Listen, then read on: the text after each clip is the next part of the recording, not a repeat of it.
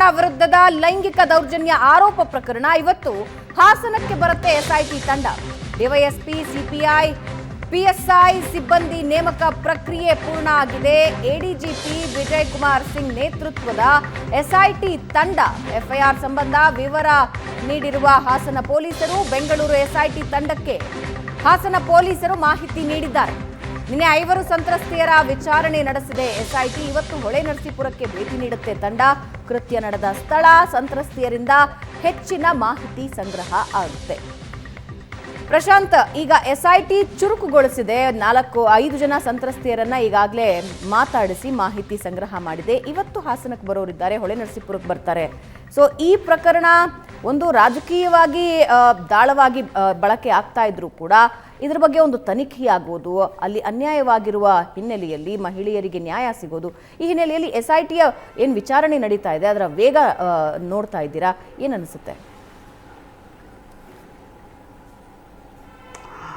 ನೋಡಿ, ಆ ವಿಡಿಯೋ ಯಾವಾಗ ಬಹಿರಂಗವಾಯಿತು, ಕೆಲ JDS ನಾಯಕರು ಹೇಳಿದರು ಇಲ್ಲ ಆ ವಿಡಿಯೋಗಳು ಫೇಕ್ ಇವೆ ಅಂತಕ್ಕಂಥದ್ದು. ಆದರೆ ಅನೇಕರು ಹೇಳಿದರು ಇಲ್ಲ ಇದು ಸಾರ್ವಜನಿಕ ವಲಯದಲ್ಲಿ ಮೊದಲಿಂದಲೂ ಕೂಡ ಗಮನದಲ್ಲಿತ್ತು, ಹೀಗಾಗಿ ಈ ವಿಡಿಯೋಗಳು ಫೇಕ್ ಅಲ್ಲ ಅಂತಕ್ಕಂಥದ್ದನ್ನು ಕೆಲವರು ಹೇಳುವ ಪ್ರಯತ್ನವನ್ನು ಮಾಡಿದರು.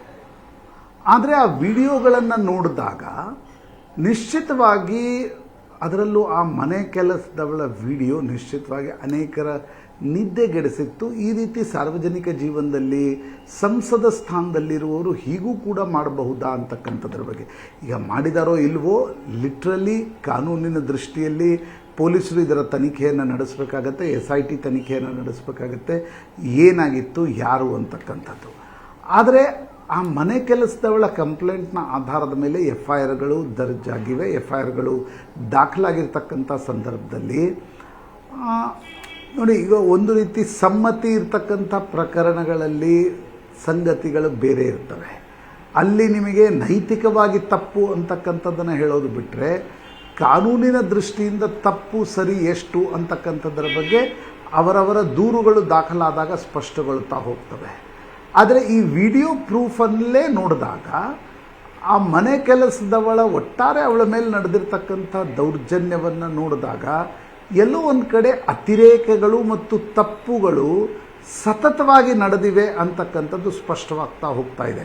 ಈಗ ಅನೇಕ ಪ್ರಜ್ವಲ್ ರೇವಣ್ಣ ವಿರುದ್ಧ ಇರತಕ್ಕಂಥ BJPಯ ನಾಯಕರಿರ್ಬೋದು ಅಥವಾ ಕಾಂಗ್ರೆಸ್ಸಿನ ನಾಯಕರು ಹೇಳ್ತಾ ಇರತಕ್ಕಂಥದ್ದು ಪ್ರಕಾರ ಈ ರೀತಿಯ ವಿಡಿಯೋಗಳು, ಇದು ಕೇವಲ 1%, 2% ವಿಡಿಯೋಗಳು ಬಂದಿವೆ.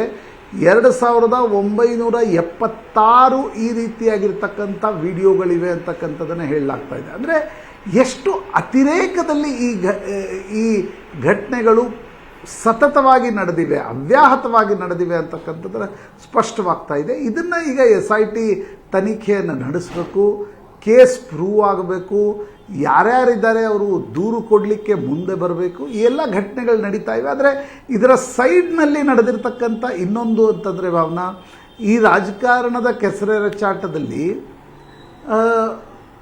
ಅಂದರೆ ಮುಖವನ್ನು ಒಂದು ರೀತಿ ಇಲ್ಲದೆ ಎಲ್ಲ ಈ ಮಹಿಳೆಯರ ಮುಖಗಳು ಸಾರ್ವಜನಿಕವಾಗಿ ಪ್ರದರ್ಶನವಾಗ್ತಾ ಇವೆ. ಯಾರು ಈ ಮಹಿಳೆಯರು ಅಂತಕ್ಕಂಥದ್ದು ಗೊತ್ತಿದೆ. ಅವರ ಕುಟುಂಬಗಳು ಇದನ್ನು ಹೇಗೆ ಎದುರಿಸಬೇಕು, ಆಯಕಟ್ಟಿನ ಸ್ಥಾನಗಳಲ್ಲಿರ್ತಕ್ಕಂಥ ಮಹಿಳೆಯರನ್ನು ದುರುಪಯೋಗಪಡಿಸ್ಕೊಳ್ಳಲಾಗಿದೆ. ಆದರೆ ಆ ಮಹಿಳೆಯರ ಮುಂದಿನ ಸಾಮಾಜಿಕ ಮತ್ತು ಕೌಟುಂಬಿಕ ಭವಿಷ್ಯ ಏನು ಅಂತಕ್ಕಂಥದ್ದು ಕೂಡ ಗಮನಿಸಬೇಕಾಗಿರ್ತಕ್ಕಂಥ ಸಂಗತಿ. ಆ ಕಾರಣದಿಂದ ಈ ಕೇಸ್ ಕೂಡ ತುಂಬ ಕಾಂಪ್ಲೆಕ್ಸ್ ಇದೆ. ಈ ರೀತಿ ಒಬ್ಬ ಸಂಸದನ ಈ ರೀತಿಯ ಚಿತ್ರಗಳು, ದೃಶ್ಯಗಳು ಹೊರಗಡೆ ಬಂದಿದ್ದು ಕರ್ನಾಟಕದ ರಾಜಕಾರಣದಲ್ಲಿ ಹೊಸತಲ್ಲ. ಅದರದ ಅದು ಹೇಗೆ ಹೊರಗೆ ಬಂದಿದೆ, ಒಂದು ಅದು ತನಿಖೆ ನಡೀಬೇಕಾಗತ್ತೆ. ಎರಡನೇದು ಇವರು ಯಾರ್ಯಾರನ್ನು ಹೇಗೆ ದುರುಪಡಿಸ್ಕೊಳ್ಳಾಯಿತು, ಯಾರ ವಿರುದ್ಧ ಆರೋಪ ಇದೆಯೋ ಆತ ಒಬ್ಬ ವಿಕೃತ ಕಾಮಿಯ, ಆತನಿಗೆ ಒಂದು ರೀತಿಯಾಗಿರ್ತಕ್ಕಂಥ ಕಾಯಿಲೆ ಇತ್ತ, ತಾನೇ ಯಾಕೆ ವಿಡಿಯೋನ ಮಾಡ್ಕೊಳ್ತಾ ಇದ್ದ, ಆ ವಿಡಿಯೋನ ಮಾಡ್ಕೊಳ್ತಾ ಇರತಕ್ಕಂಥದ್ದು ಬ್ಲ್ಯಾಕ್ ಮೇಲ್ ಮಾಡಲಿಕ್ಕ ಅಥವಾ ವಿಡಿಯೋ ಮಾಡ್ಕೊಳ್ಳೋದೇ ಒಂದು ರೀತಿಯ ಚಟವಾಗಿ ಪರಿವರ್ತಿತವಾಗಿತ್ತ, ಈ ಸಂಗತಿಗಳು ತನಿಖೆಯಿಂದಲೇ ಹೊರಗೆ ಬರಬೇಕು. ಬಟ್ ಅನೇಕ ಬಾರಿ ಭಾವನಾ, ಈ ತನಿಖೆ ರಾಜಕಾರಣ ಇದೆಲ್ಲವೂ ಒಂದು ಭಾಗ. ಆದರೆ ಆ ಮಹಿಳೆಯರ ದೃಶ್ಯಗಳು ಏನು ಇಡೀ ರಾಜ್ಯದ ಅಥವಾ ಇಡೀ ದೇಶದಲ್ಲಿ ಮೊಬೈಲ್ನಲ್ಲಿ ಬಿತ್ತರಗೊಳ್ತಾ ಇದೆ, ಅವರ ಮುಂದಿನ ಸಾಮಾಜಿಕವಾಗಿರ್ತಕ್ಕಂಥ ಕೌಟುಂಬಿಕವಾಗಿರ್ತಕ್ಕಂಥ ಭವಿಷ್ಯ ಏನು ಅಂತಕ್ಕಂಥ ಪ್ರಶ್ನೆಯೂ ಕೂಡ ಬರುತ್ತೆ. ಯಾಕಂದರೆ ಒಬ್ಬ MP ಇದ್ದಾರೆ, ಅವರು ವಿದೇಶಕ್ಕೆ ಹೋಗಿ ಕೂತಿದ್ದಾರೆ, ಅವರ ಕುಟುಂಬದ ಮೇಲೆ ಆರೋಪಗಳು ಬರ್ತವೆ ಒಂದು ಭಾಗ. ಇನ್ನೊಂದು ಭಾಗ ಸಮ್ಮತಿಯಿಂದ ಪಾಲ್ಗೊಂಡಿರ್ತಕ್ಕಂಥವರಿಗೆ ಅವರ ಮುಖವೂ ಕೂಡ ವಿಡಿಯೋದಲ್ಲಿ ಬರೋದ್ರಿಂದ, ಅಂದರೆ ವಿಡಿಯೋದಲ್ಲಿ ಅದೂ ಕೂಡ ದೇಶ ವಿದೇಶಗಳಲ್ಲಿ ಮೊಬೈಲ್ನಲ್ಲಿ ಸರ್ಕ್ಯುಲೇಟ್ ಆಗ್ತಾ ಇರ್ತಕ್ಕಂಥ ಸಂದರ್ಭದಲ್ಲಿ ಅವರ ಮುಂದಿನ ಭವಿಷ್ಯ ಏನು ಅಂತಕ್ಕಂಥದ್ದು ಕೂಡ ಒಂದು ಕಳವಳಕಾರಿ ಸಂಗತಿ ಅಂತ ನನಗನ್ಸುತ್ತೆ. ರೈಟ್ ಪ್ರಶಾಂತ್.